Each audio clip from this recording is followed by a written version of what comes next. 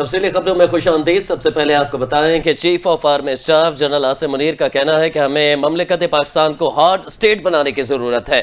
ہم کب تک ایک سافٹ اسٹیٹ کی طرز پر بے پناہ جانوں کی قربانی دیتے رہیں گے؟ آرمی چیف نے قومی سلامتی کی پارلیمانی کمیٹی کے اجلاس سے خطاب کرتے ہوئے کہا ہے کہ ملک کی سلامتی سے بڑا کوئی ایجنڈا نہیں، کوئی تحریک نہیں، کوئی شخصیت نہیں۔ پائیدار استحکام کے لیے قومی طاقت کے تمام عناصر کو ہم آہنگی کے ساتھ کام کرنا ہوگا۔ سربراہ پاک فوج نے کہا ہے کہ اگر یہ ملک ہے تو ہم ہیں، لہٰذا ملک کی سلامتی سے بڑھ کر ہمارے لیے کوئی چیز نہیں۔ پاکستان کے تحفظ کے لیے یک زبان ہو کر اپنی سیاسی اور ذاتی مفادات سے بالاتر ہو کر ایک بیانیہ اپنانا ہوگا۔ ان کا مزید کہنا تھا کہ جو سمجھتے ہیں کہ وہ پاکستان کو ان دہشت گردوں کے ذریعے کمزور کر سکتے ہیں، آج کا دن ان کو یہ پیغام دیتا ہے کہ ہم متحد ہو کر نہ صرف ان کو بلکہ ان کے تمام سہولت کاروں کو بھی ناکام کریں گے۔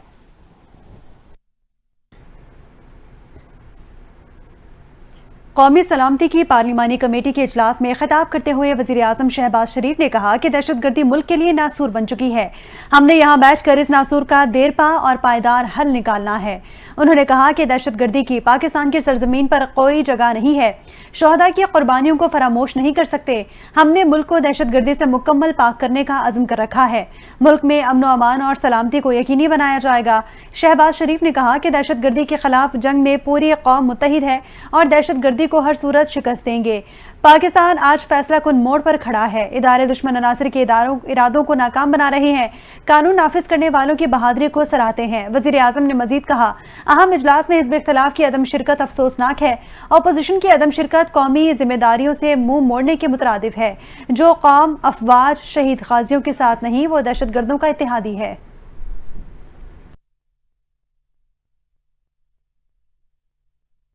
ادھر اسپیکر قومی اسمبلی کے سربراہی میں ہونے والے قومی سلامتی کے پارلیمانی کمیٹی کے اجلاس کا اعلامیہ جاری کر دیا گیا ہے۔ وزیر اعظم شہباز شریف نے اجلاس کا اعلامیہ پڑھ کر سنایا۔ اعلامیہ کے مطابق قومی سلامتی کی پارلیمانی کمیٹی نے دہشت گردی کی حالیہ کارروائیوں کی شدید مذمت کی۔ قومی سیاسی اور عسکری قیادت نے دہشت گردوں اور خوارج کے ساتھ آئینی ہاتھوں سے نمٹنے کا فیصلہ کیا ہے۔ اعلامیہ کے مطابق قومی سیاسی اور عسکری قیادت کا دہشت گردی کے مکمل خاتمے کے لیے تمام وسائل بروئے کار لانے کا فیصلہ کیا گیا ہے۔ اعلامیے میں کہا گیا ہے کہ کمیٹی نے قومی سلامتی کی موجودہ صورتحال اور دہشت گردی کی حالیہ لہر پر تفصیلی غور کیا۔ افغانستان میں شدت پسند دہشت گرد تنظیموں کے ساتھ ہر قسم کے ہمدردی کے اظہار کی مذمت کی گئی۔ دہشت گردی کے چیلنجز پر قابو پانے کے لیے قومی اور ضروری قوانین نافذ کرنے اور اداروں کی بھرپور حمایت پر زور دیا گیا۔ اعلامیے میں کہا گیا ہے کہ دہشت گردوں کے سہولت کاروں کا خاتمہ ممکن بنانے کے لیے مربوط اور منظم حکمت عملی اپنانا ہوگی۔ دہشت گردی کی حمایت کرنے والے کسی بھی گروہ کے خلاف مؤثر کارروائی کی جائے گی۔ کمیٹی نے سوشل میڈیا پر دہشت گردی کے بیانیوں کو فروغ دینے والوں کے خلاف سخت کارروائی کی سفارش کی۔ ذرائع کے مطابق اسپیکر قومی اسمبلی نے آرمی چیف سید عاصم منیر سے میٹنگ کے آخر میں دعا کی درخواست کی۔ آرمی چیف نے دہشت گردی کے خلاف جنگ میں کامیابی کے لیے دعا کروائی۔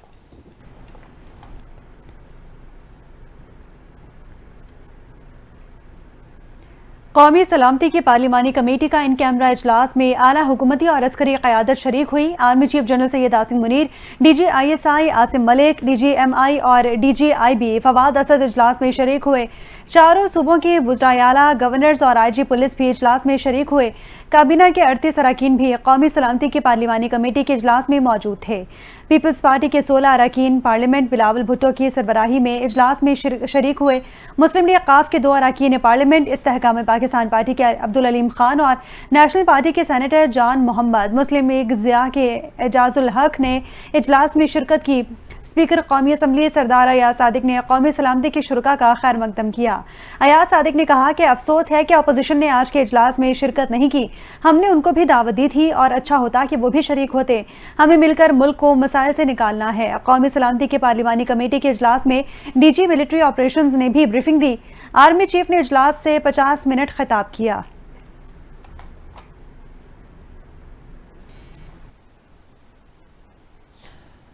جبکہ دوسری جانب تحریک انصاف نے قومی سلامتی پارلیمانی کمیٹی اجلاس کا بائیکاٹ کر دیا۔ P T I secretary general Salman Akram Raja نے اس وقت کہا کہ کسی بھی آپریشن کے حق میں نہیں ہے۔ 77 سالوں سے ان حالات کا شکار ہیں اور ان حالات کے حق میں نہیں۔ سلمان اکرم راجہ نے کہا کہ ہم نے اس میٹنگ میں شریک ہونے سے انکار کر دیا ہے۔ گزشتہ روز سیاسی کمیٹی کے اجلاس میں ہم نے فیصلہ کیا تھا۔ انہوں نے کہا ہے کہ بانی پی ٹی آئی کو پے رول پر رہا کیا جائے۔ ہم پاکستان کے ہر پسماندہ طبقات کے لوگوں کے حقوق دلواتے ہیں۔ ہم نے اس ملک کو ٹھیک کرنا ہے اور فسطائیت کا خاتمہ کرنا ہے۔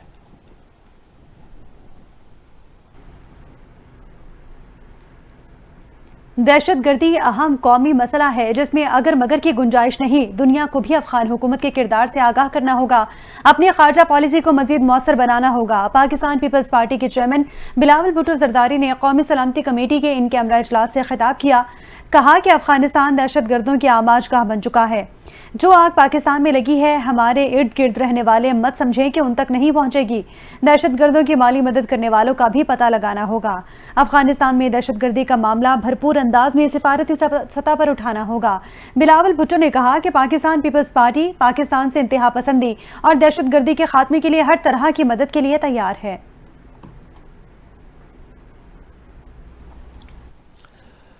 تحریک انصاف کو اجلاس میں نہ دیکھ کر مایوسی ہوئی۔ پی ٹی آئی مجھ سے مشورہ کرتی تو انہیں شرکت کا مشورہ دیتا۔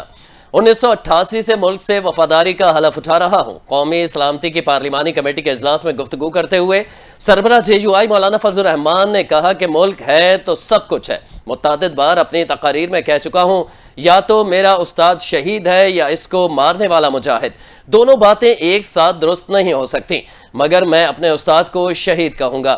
ریاست کے خلاف ہتھیار اٹھانے والا دہشت گرد ہے۔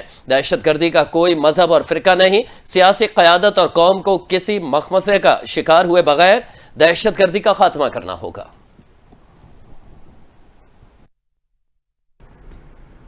وزیر دفاع خواجہ آصف نے قومی سلامتی کمیٹی اجلاس میں عدم شرکت پر پی ٹی آئی کو آڑے ہاتھوں لے لیا۔ سماجی رابطے کی ویب سائٹ ایکس پر خواجہ آصف نے لکھا کہ پی ٹی آئی نے آج اس بات کو ثابت کر دیا کہ بانی پی ٹی آئی اول اور آخر ان کی ترجیح ہیں۔ وطن کی سلامتی اور امن پی ٹی آئی کے لیے اہمیت نہیں رکھتے۔ انہوں نے لکھا کہ خان نہیں تو پاکستان نہیں، ان کا نصب العین ہے۔ وزیر دفاع نے کہا کہ وطن دہشت گردی کی آگ میں جل رہا ہے اور پی ٹی آئی اپنے مفادات کی سیاست کر رہی ہے۔ اس سے بڑھ کر وطن دشمنی کیا ہو سکتی ہے؟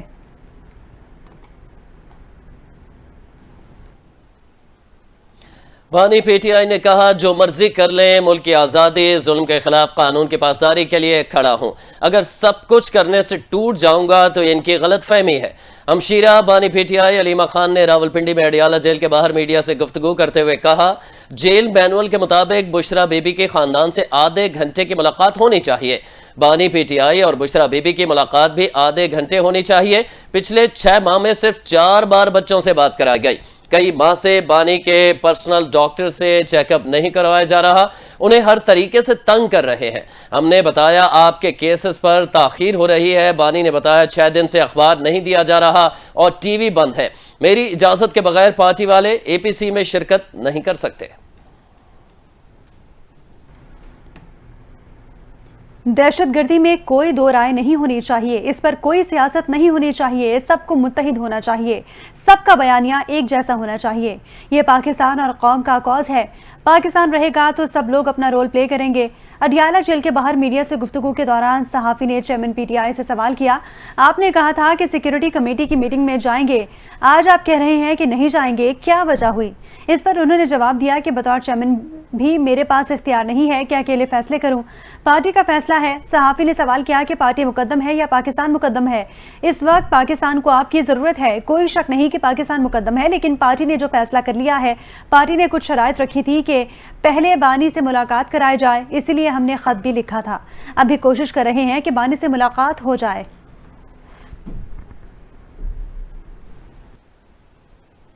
دیگر خبریں بلیٹن کا حصہ بناتے ہوئے آپ کو بتائیں کہ وزیر اعظم شہباز شریف رواں ماہ سعودی عرب کا 3 روزہ دورہ کریں گے۔ ترجمان دفتر خارجہ کے مطابق وزیر اعظم 19 سے 22 مارچ تک سعودی عرب کا دورہ کریں گے۔ شہباز شریف کی سعودی ولی عہد پرنس محمد بن سلمان سے ملاقات ہوگی۔ ترجمان کے مطابق نائب وزیر اعظم اور وزیر خارجہ اسحاق ڈار دیگر وزراء بھی وزیر اعظم کے ہمراہ ہوں گے۔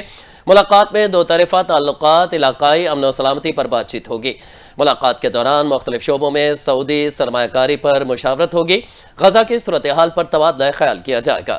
پاکستانی وفد سعودی عرب کی علاقائی سلامتی، سالمیت، داخلی خود مختاری کی مکمل حمایت کا اعادہ کرے گا۔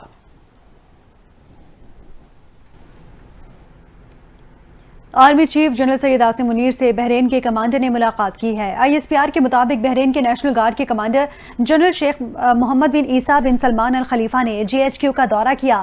ملاقات کے دوران آرمی چیف نے مشترکہ سیکیورٹی چیلنجز سے نمٹنے کے لیے تعاون کی اہمیت پر زور دیا۔ آرمی چیف نے خطے میں امن اور استحکام کے لیے بھی تعاون کی اہمیت کو اجاگر کیا۔ ISPR کے مطابق بحرین کے کمانڈر نے مسلح افواج کی پیشہ ورانہ صلاحیتوں کی تعریف کی اور دہشت گردی کے خلاف مسلح افواج کی کوششوں کو بھی سراہا۔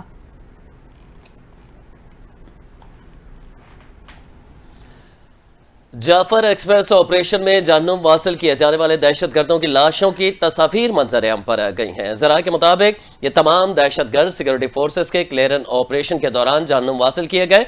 آپریشن میں فورسز نے 33 دہشت گردوں کو جہنم واصل کیا اور مسافروں کو بازیاب کروایا۔ ذرائع کے مطابق دہشت گردوں کے پاس بھاری مقدار میں ہر طرح کا غیر ملکی اسلحہ بھی موجود تھا۔ تصاویر میں دیکھا جا سکتا ہے کہ دوران آپریشن مارے جانے والے دہشت گرد غیر ملکی جدید اسلحے سے لیس تھے۔ ذرائع کے مطابق یہ وہی دہشت گرد تھے جو نہتے اور معصوم مسافروں کو یرغمال بنا کر ڈھال کے طور پر استعمال کر رہے تھے۔ سیکورٹی فورسز دہشت گردی کو جڑ سے اکھاڑنے اور دہشت گردوں کو ختم کرنے کے لیے پرعزم ہیں۔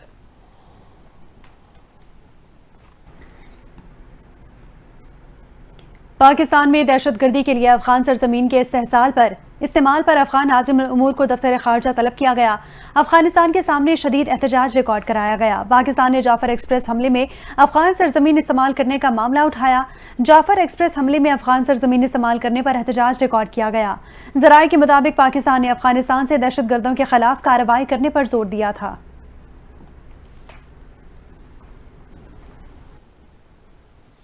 وزیر اعلیٰ پنجاب مریم نواز نے اپنی نوعیت کا پہلا اور منفرد آغوش پروگرام شروع کرنے کا اعلان کر دیا ہے۔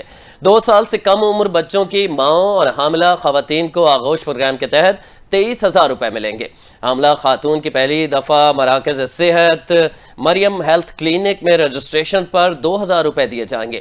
حاملہ خاتون کو بچے کی پیدائش تک متواتر طبی معائنے کے لیے وزٹ پر امدادی رقم دی جائے گی۔ مراکز صحت سے مفت طبی معائنے کے بعد آغوش پروگرام کے کیش ایجنٹ سے امدادی رقم حاصل کی جا سکے گی۔ حاملہ خواتین کو ہر بار مراکز صحت وزٹ کرنے پر 1,500 روپے ملیں گے۔ ٹوٹل رقم 6,000 روپے دی جائے گی۔ پروگرام کے تحت آغوش مرکز صحت پر بچے کی پیدائش پر 4,000 روپے کا تحفہ ملے گا۔ پیدائشی سرٹیفکیٹ کا مرکز صحت میں اندراج کروانے پر 5,000 روپے دیے جائیں گے۔ وزیر اعلیٰ مریم نواز کی ہدایت پر خواتین کی رہنمائی اور معاملات کے لیے خصوصی ٹول فری نمبر بھی جاری کر دیا گیا ہے۔ مریم نواز نے کہا ہے کہ صحت اور علاج ہر ماں کا اور بچے کا بنیادی حق ہے۔ حکومت اپنا فرض ادا کرے گی۔ ہسپتالوں میں ماؤں اور بچوں کو بیماری کی حالت میں دیکھنا انتہائی تکلیف دہ ہے۔ سرکاری وسائل پر پسماندہ اور دور دراز علاقوں کے عوام کا پورا حق ہے۔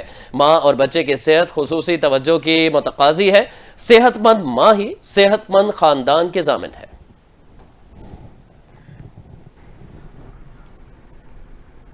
بڑھتی مہنگائی کے حوالے سے بات کریں اور آپ کو بتائیں کہ چینی کی قیمت قابو میں نہ آ سکی۔ 180 روپے تک پہنچنے پر حکومت حرکت میں آ گئی۔ وزیر اعظم شہباز شریف نے اسحاق ڈار کی سربراہی میں 10 رکنی کمیٹی تشکیل دے دی۔ کمیٹی شوگر ملز مالکان سے مذاکرات کرے گی۔ ملک میں چینی کی قیمت میں 19% اضافے کے بعد عوام پریشان ہو گئے۔ وزارت فوڈ سیکیورٹی کے مطابق ہر 1 روپے اضافے سے عوام کی جیب سے 2.8 ارب روپے نکلتے ہیں۔ پاکستان شوگر ملز ایسوسی ایشن کے ساتھ بات چیت کے لیے بنائی گئی کمیٹی میں وزراء رانا تنویر، اعظم نذیر تارڑ، ڈاکٹر توقیر شاہ، طارق باجوہ اور شوگر ملز ایسوسی ایشن کے 4 نمائندے شامل ہیں۔ سیکریٹری وزارت صنعت و پیداوار معاونت فراہم کریں گے۔ کمیٹی کو 3 دن میں رپورٹ پیش کرنے کی ہدایت کی گئی ہے۔ تاہم وزیر اعظم کے معاون خصوصی برائے صنعتی ہارون اختر خان کو کمیٹی میں شامل نہیں کیا گیا۔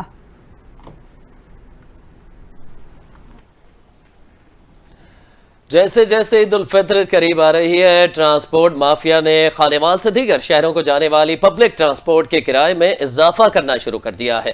خانیوال سے لاہور، اسلام آباد، ملتان، کوئٹہ، کراچی جانے والے مسافر کرائے میں اضافے کا شکوہ بھی کر رہے ہیں۔ مزید تفصیلات جان لیتے ہیں خانیوال سے ڈسٹرکٹ رپورٹر عدنان رسول سے، جو اس وقت بس سٹینڈ پر موجود ہے۔ جی عدنان، کیا تفصیلات ہیں؟ آگاہ کیجیے گا۔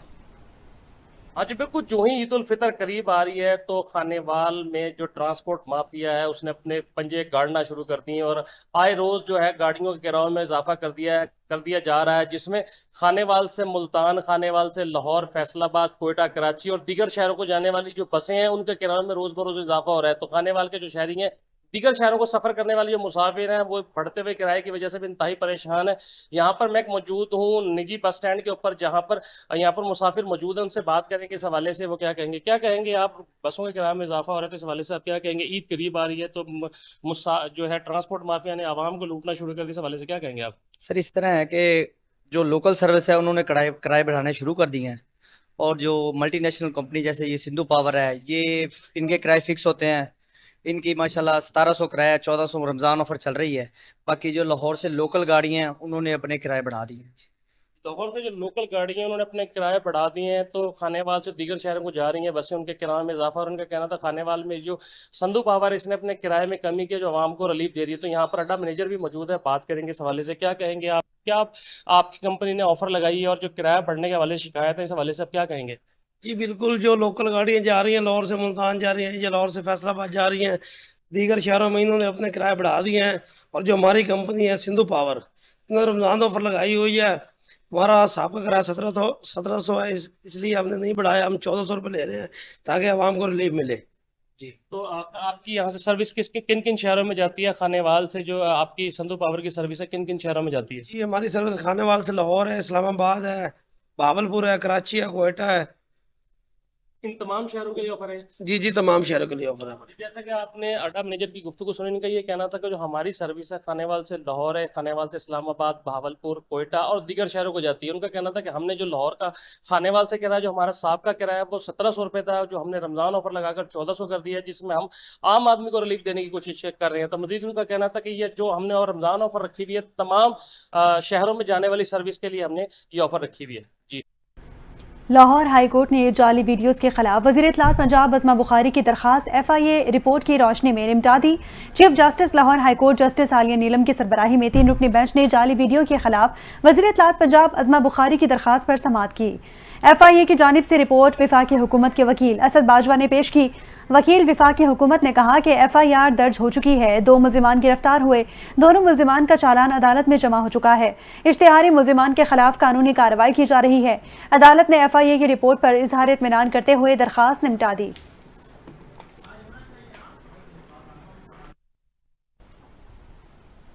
صوبائی وزیر سعید غنی نے کہا ہے کہ ملک میں پانی کی تقسیم منصفانہ اور آئین کے مطابق ہونی چاہیے. سندھ کی اجازت کے بغیر دریائے سندھ سے نئی کینالز نہیں نکالی جا سکتی. جو جماعت سکڑ رہی ہے وہ عوام سے کہہ رہی ہے کہ ہمارے پیچھے چلیں. صوبائی وزیر بلدیات سعید غنی نے کراچی میں میڈیا سے گفتگو کرتے ہوئے کہا کہ قائد آباد میں بڑا برج تعمیر کیا جا رہا ہے اور آئندہ ماہ اپریل کے آخر میں اس منصوبے کا آغاز ہوگا. سعید غنی نے کہا ہے کہ ملک میں پانی کی کمی ایک بڑا مسئلہ ہے. اس حوالے سے سندھ اور پنجاب دونوں کو چیلنجز درپیش ہیں. ان کا کہنا تھا کہ سندھ میں بھی پانی کی قلت ہے, لیکن اس کے باوجود ہمارے عوام کو پینے کا پانی میسر ہے. مخالفین پیپلز پارٹی پر تنقید کر رہے ہیں کہ ہم کچھ نہیں کر رہے, جبکہ حقیقت یہ ہے کہ جب کسی کو علم بھی نہیں تھا اس وقت ہم نے کینالز پر آواز اٹھائی تھی. سعید غنی نے کہا کہ پانی کی تقسیم کا طریقہ کار منصفانہ, قانونی اور آئینی اصولوں کے مطابق ہونا چاہیے. انہوں نے پیپلز پارٹی کے موقف کو واضح کرتے ہوئے کہا ہے کہ سندھ کی اجازت کے بغیر نئی کینالز نہیں نکالی جا سکتی اور نئی کینالز بنانے کا منصوبہ فی الحال ممکن نہیں ہے.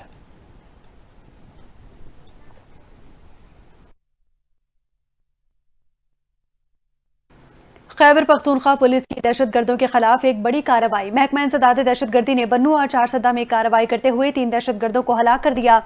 سینٹرل پولیس آفس پشاور کے مطابق CTD نے بنو اور 4 سدہ میں کارروائی کی, جس دوران 3 دہشت گرد مارے گئے. پولیس کے مطابق بنو میں آپریشن کے دوران 2 دہشت گرد ہلاک ہو گئے. ہلاک دہشت گرد پولیس کانسٹیبل ارمان خان پر حملے میں ملوث تھے. پولیس حکام نے بتایا کہ 4 سدہ میں کارروائی کے دوران مطلوب دہشت گرد جاوید خان ہلاک ہوا, جس کے قبضے سے دستی بم, پستول, پرائمر کارڈ اور سیفٹی فیوز برآمد ہوئے.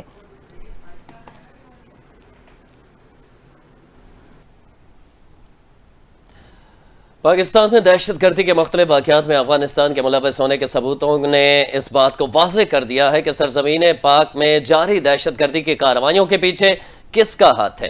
اس حوالے سے سلامتی کونسل میں پاکستان نے اپنا مطالبہ پیش کر دیا ہے. جانتے ہیں اس رپورٹ میں. پاکستان میں دہشت گردی کے پیچھے افغانستان کا ہاتھ ہے، یہ بات ثابت ہو چکی ہے۔ پاک افواج اور سیکیورٹی فورسز مسلسل دہشت گردوں کا مقابلہ کر رہی ہیں اور اب تک سینکڑوں بہادر سیکیورٹی اہلکار اور افسران اپنی قیمتی جانوں کے نذرانے ملک و قوم پر نچھاور کر چکے ہیں۔ پاکستان نے مطالبہ کیا ہے کہ افغانستان سے ہونے والی دہشت گردی کو ترجیحی مسئلہ قرار دیا جائے۔ اقوام متحدہ کے مستقل مندوب منیر اکرم نے نیو یارک میں سلامتی کونسل کے اجلاس سے خطاب کرتے ہوئے کہا کہ جعفر ایکسپریس حملے کے دوران دہشت گردوں کا اپنے ہینڈلر سے افغانستان میں مسلسل رابطہ تھا۔ دہشت گردوں کو افغانستان سے حملے کی منصوبہ بندی اور ہدایات دی گئی تھی۔ منیر اکرم نے کہا کہ طالبان حکومت نے داعش کے خاتمے کے لیے مؤثر کردار ادا نہیں کیا۔ کل عدم TTP، BLA، مزید بریگیڈ سرحد پار حملوں میں ملوث ہیں۔ ہمارے پاس شواہد ہیں۔ حملہ دشمنوں نے افغان پراکسیز کے ذریعے کروایا۔ مستقل مندوب منیر اکرم کا کہنا تھا کہ دہشت گردی کے مرتکب، منتظمین، مالی معاونین، سرپرستوں کو کٹہرے میں لایا جائے۔ سلامتی کونسل دہشت گردی کے خلاف پاکستان کے ساتھ فعال تعاون کرے۔ جنگ بندی معاہدے کے باوجود غزہ پٹی میں اسرائیل نے فضائی حملے کر دیے، 400 سے زائد فلسطینی شہید اور 150 سے زائد زخمی ہو گئے۔ فلسطین کی سول ایمرجنسی سروس کا کہنا ہے کہ غزہ میں سحری کے وقت اسرائیلی فوج نے 50 فضائی حملے کیے۔ غیر ملکی خبر رساں ایجنسی کے مطابق اسرائیلی فوج کی جانب سے وسطی غزہ کے دیر البلح میں 3 گھروں کو نشانہ بنایا گیا۔ خان یونس اور رفح میں بھی حملے کیے گئے۔ 19 جنوری کو حماس کے ساتھ جنگ بندی کے آغاز کے بعد اسرائیل کی جانب سے یہ سب سے بڑے حملے کیے گئے ہیں۔ اسرائیلی وزیر اعظم کے دفاتر کا کہنا ہے کہ حماس کی جانب سے یرغمالیوں کی رہائی سے بار بار انکار اور دی گئی تمام تجاویز کو مسترد کرنے کے بعد اسرائیلی فوج کو غزہ میں حماس کے خلاف سخت ایکشن لینے کی ہدایت جاری کی گئی ہے۔ حماس نے سخت جواب دیتے ہوئے کہا کہ اسرائیلی جارحیت کے بعد مغویوں کا مستقبل تاریک ہوگا۔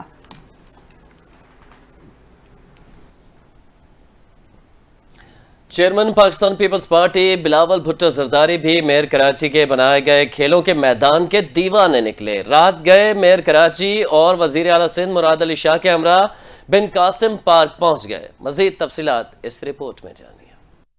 Chairman Pakistan Peoples party Bilawal Bhutto Zardari کی سپورٹس میں دلچسپی کسی سے پوشیدہ نہیں، اس حوالے سے وہ مختلف اقدامات کرتے رہتے ہیں۔ رات گئے بلاول بھٹو زرداری میئر کراچی اور وزیر اعلیٰ سندھ سید مراد علی شاہ کے ہمراہ بن قاسم پارک پہنچے۔ جائزہ لینے کے ساتھ فٹ سال کا کھیل بھی خوب جم کر کھیلا اور لطف اندوز ہوئے۔ انہوں نے سپورٹس سہولتوں کا عملی تجربہ خود کیا۔ بلاول بھٹو زرداری نے بن قاسم پارک کا دورہ بھی کیا اور وہاں کے مختلف منصوبوں کا جائزہ لیا۔ اس دوران بلاول بھٹو زرداری نے KMC سپورٹس ارینا کا بھی معائنہ کیا اور وہاں کی سہولتوں کو چیک کیا اور پیڈل ٹینس بھی کھیلی۔ بلاول بھٹو زرداری نے مرتضی وہاب کے بن قاسم پارک میں بنائے گئے سپورٹس ایکٹیویٹی پر خوشی کا اظہار کیا اور کہا کہ میرا جیالہ میئر اسی طرح شہر کی خدمت کرتا رہے گا۔ Chairman Pakistan Peoples party Bilawal Bhutto نے باغ ابن قاسم میں جاری ترقیاتی منصوبوں کی اہمیت پر زور دیتے ہوئے کہا کہ ان منصوبوں سے کراچی کے شہریوں کو بہتر تفریحی سہولتیں فراہم ہوں گی۔ نیوزی لینڈ نے دوسرے T20 میچ میں بھی پاکستان کو 5 وکٹوں سے شکست دے دی۔ ڈونیجن میں کھیلے جانے والے میچ کا ٹاس بارش کے سبب 15 اوورز تک محدود رہا۔ پاکستان نے پہلے بیٹنگ کی اور نیوزی لینڈ کو 136 رنز کا ہدف دیا، جو کیویز نے 13.1 اوور میں 5 وکٹوں کے نقصان پر حاصل کر لیا۔ نیوزی لینڈ کے اوپنر نے جارحانہ آغاز فراہم کیا اور 67 رنز کی اوپننگ پارٹنرشپ قائم کی۔ ٹیم سیفرڈ 22 گیندوں پر 45 رنز بنا کر آؤٹ ہوئے۔ ان کی اننگز میں 5 چھکے اور 3 چوکے شامل تھے۔ پاکستان کی جانب سے حارث رؤف نے 2، محمد علی، خوشدل شاہ، جہانداد خان نے 1 وکٹ حاصل کی۔ پاکستان نے 15 اوورز میں 9 وکٹوں پر 135 رنز بنائے۔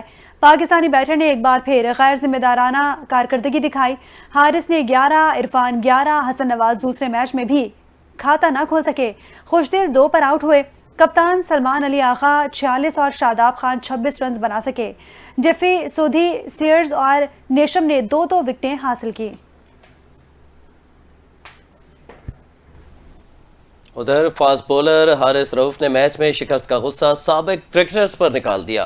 نیوزی لینڈ کے خلاف دوسرے T20 انٹرنیشنل میں بھی شکست کے بعد پاکستانی کرکٹ ٹیم کے فاسٹ بولر حارث رؤف نے سابق کرکٹر کی تنقید پر رد عمل دے دیا۔ میچ کے بعد پریس کانفرنس کرتے ہوئے کہا ہے کہ پاکستان میں لوگ ٹیم کی ہار کا انتظار کرتے ہیں تاکہ تنقید کر سکیں۔ نیوزی لینڈ کی کنڈیشنز آسان نہیں ہیں اور ہر کھلاڑی اپنی بہترین کارکردگی پیش کرنے کی کوشش کر رہا ہے۔ ایک سوال کے جواب میں حارث رؤف نے کہا کہ نوجوان کھلاڑیوں کو سپورٹ کرنا ضروری ہے تاکہ وہ آگے بڑھ سکیں۔ انہیں پاکستان کی نمائندگی کا موقع ملا ہے اور انہیں بہتر کارکردگی دکھانے کے لیے وقت درکار ہوگا۔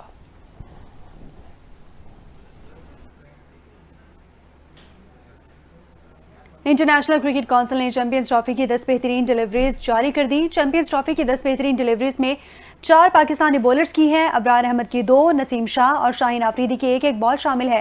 न्यूजीलैंड के डेविन कॉनवे और इंडिया के शुभमन गिल के खिलाफ अबरार की गेंद बेहतरीन डिलीवरीज करार दी गई हैं। शाहीन शाह आफरीदी का रोहित शर्मा को बोल्ड करना भी बेहतरीन डिलीवरीज में से एक करार दिया गया है, जबकि केन विलियमसन को आउट करने के लिए नसीम शाह की गेंद भी बेहतरीन डिलीवरीज में शामिल है।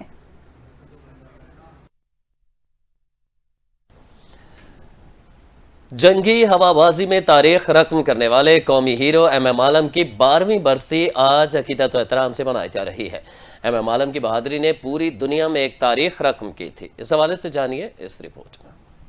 सन 1965 की जंग में भारत के खुद साख्ता सूरमाओं से एम आलम का टाकरा फिजाओं में हजारों फीट की बुलंदी पर हुआ। एम आलम ने दुश्मन के 5 जंगी तैयारों को 1 मिनट से भी कम वक्त में गिराकर दुश्मन के गुरूर को चिकना चूर कर दिया था। पाक फिजाइया के मायानाज पायलट एम आलम 6 जुलाई 1935 को कोलकाता के एक घराने में पैदा हुए। उन्होंने सानवी तालीम 1951 में Sindh government high school Dhaka से मुकम्मल की और 1952 में फिजाइया में आए, जिसके बाद 2 अक्टूबर 1953 को कमीशन्ड ओहदे पर फाइज हुए। सन 1965 की पाक भारत जंग में सरगोदा के महाज पर पाक फिजाइया के मायानाज पायलट एम आलम ने 5 भारतीय हंटर जंगी तैयारों को 1 मिनट के अंदर अंदर मार गिराया था, जिनमें से 4 इब्तदाई 30 सेकंड के अंदर मार गिराए गए थे और ये एक आलमी रिकॉर्ड था। इस जंग के दौरान एम आलम ने मजमूई तौर पर दुश्मन के 9 तैयारे मार गिराए और 2 तैयारों को शदीद नुकसान पहुंचाया। उनका ये कारनामा न सिर्फ पाक फिजाइया बल्कि जंगी हवाबाजी की तारीख का भी एक मौजज़ा तस्वर किया जाता है। पाक फिजाइया की शाहीन को उनके तारीख साज कारनामे पर 2 मरतबा सितारा जुरत का एजाज अता किया गया, जबकि लाहौर में एक अहम सड़क भी उनके नाम से मंसूब कर दी गई है। सन 1965 की पाक भारत जंग में अपनी जुरतमंदाना सलाहियतों से उन्होंने जो तारीख रकम की वो हमेशा याद रहेगी। एम आलम को गैर मामूली जंगी हवाई महारतों पर फॉल्कन, लिटिल ड्रैगन जैसे अलकाबात से नवाजा गया। 18 मार्च सन 2013 को तवील अदालत के बाद उनका इंतकाल हो गया। इसी के साथ ही न्यूज बुलेटिन से फिलवक्त इतना ही। 10 बजे दोबारा हाजिर होंगे हेडलाइंस के साथ। देखते रहिए NTN न्यूज़।